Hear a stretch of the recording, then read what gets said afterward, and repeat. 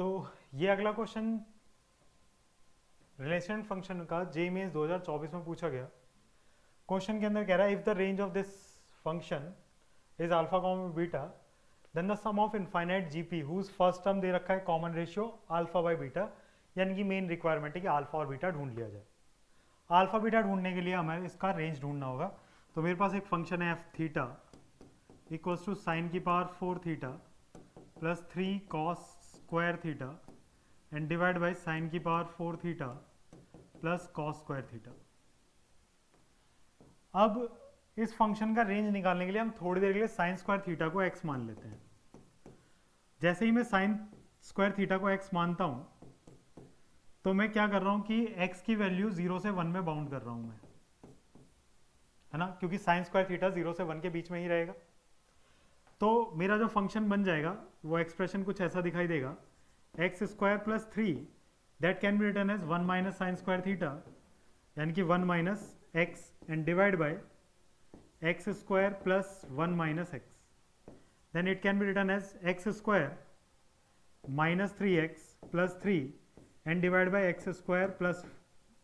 X square minus X plus 1। अब ये expression है मेरे पास जहाँ पे x 0 से 1 के बीच में है, तो मैं x को 0 डाल के देखता हूँ। इस फंक्शन को हमने कुछ gx लिख लिया फिलहाल, और मैं x को 0 डाल रहा हूँ तो g0 ये आ जाएगा 3, और x को अगर मैं 1 डालता हूँ तो 1 डालने में 1 minus 3 plus 3 and 1 minus 1 plus 1, then ये आ जाएगा 1 1 आ जाएगा, है ना, क्योंकि 1 से 1 कट गया, ऊपर बचा 1 नीचे 1, तो 3 और 1। अगर हम चेक करें कि x square minus 3x plus 3 and divide by X square minus X plus 1 मेरा कहाँ से कहाँ होगा, 1 से 3 में होना चाहिए, 1 से 3 में होगा। तो रेंज मेरा क्या हो गया, 1 से 3, अल्फा हो गया 1 और बीटा हो गया 3। अगर अल्फा 1 है और बीटा 3 है तो मेरा जो फर्स्ट टर्म था a वो 64 था, और अल्फा बाई बीटा इसका कॉमन रेशियो है r by beta, alpha by beta, alpha 1 beta 3,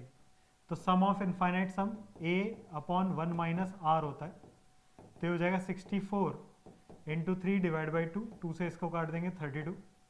3 2 6, 3 3 9, 96 इसका आंसर होगा करेक्ट।